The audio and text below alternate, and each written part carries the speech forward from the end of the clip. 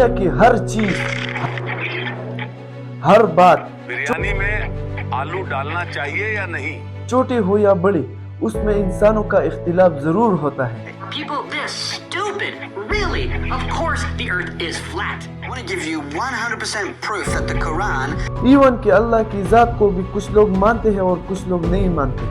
صرف ایک چیز دنیا میں ایسی ہے جس کو سب لوگ مانتے ہیں، اور وہ ہے موت۔ He was a good man. May he find peace.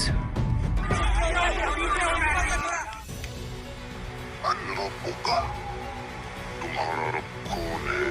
تو اللہ صلی اللہ علیہ وآلہ وسلم نے فرمایا کہ آدم کے بچے ہمیشہ بڑھاپے کی طرف جاتے ہیں، لیکن دو چیزیں انسان میں ہمیشہ زندہ رہتی ہیں، ایک پیسوں کی محبت اور ایک لمبی عمر۔ مطلب انسان دو چیزوں سے نفرت کرتا ہے، پیسوں کی کمی اور موت سے۔ انسان کے پیدا ہونے سے پہلے ہی اس کی موت کا وقت لکھ دیا جاتا ہے، اور جب اس کی موت کا ٹائم آتا ہے تو ایک دم موت کے فرشتے اس کے سامنے کھڑے ہو جاتے ہیں، اور پھر اس کی جسم سے اس کی روح کو زور سے کھینچا جاتا ہے۔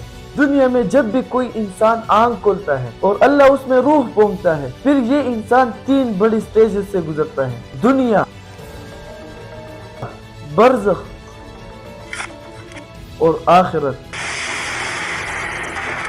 انہیں سٹیجز سے گزرنے کے بعد انسان کی جسم اور انسان کا روح ہمیشہ ہمیشہ کے لیے زندہ رہتے ہیں۔ رسول اللہ صلی اللہ علیہ وآلہ وسلم نے فرمایا کہ انسان اپنی ماں کے پیٹ میں پہلے 40 دنوں تک ایک قطرے کی شکل میں ہوتا ہے، پھر اگلے 40 دنوں تک انسان ایک جمے ہوئے خون کی طرح ہوتا ہے، اور یہ جمع ہوا خون ماں کے پیٹ کے اندر ایک دیوار سے چپکے ہوتے ہیں، اور پھر اتنے ہی دنوں میں، مطلب 40 دنوں میں، وہ انسان گوشت کا ایک پیس بن جاتا ہے، اور 5 مہینے گزرنے کے بعد جب انسان کا دماغ بن جاتا ہے تو پھر اللہ اس میں روح پھونکتا ہے اور اسے انسٹرکشن دینے کے لیے ایک فرشتہ بھیجتا ہے، اور پھر یہ فرشتہ سب سے پہلے انسان میں روح پھونکتا ہے، اور پھر اس کے لیے اس کی تقدیر کی 4 چیزیں لکھتا ہے کہ اس کو کتنا رزق ملے گا، کم یا زیادہ، وہ کیسے عمل کرے گا، اچھا یا برا، اس کا انجام کیا ہوگا، اور سب سے آخر میں اس کی عمر کیا ہوگی، وہ کتنی سال تک زندہ رہے گا اور کیسے مرے گا۔ اس بارے میں آپ کو ایک مثال دیتا ہوں۔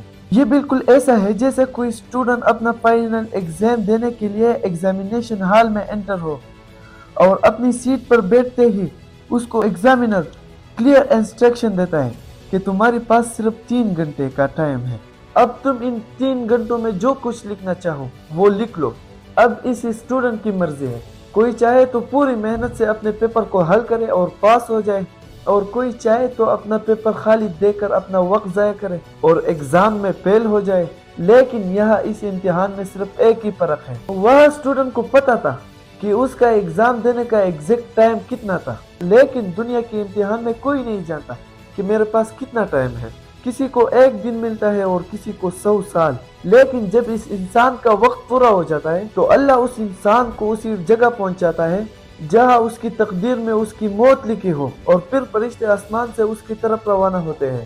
ویسے تو موت کا ایک فرشتہ نہیں ہے بلکہ ایک بہت بڑی ٹیم ہے، اور اس کا انچارج ہے حضرت اسرائیل علیہ السلام۔ جیسے ہی موت کے فرشتے اس انسان تک پہنچتے ہیں اور اس کی روح کو لینے کے لیے وہ جب ہاتھ بڑھاتے ہیں تو یہاں فرشتوں کے پاس 2 آپشن ہوتے ہیں: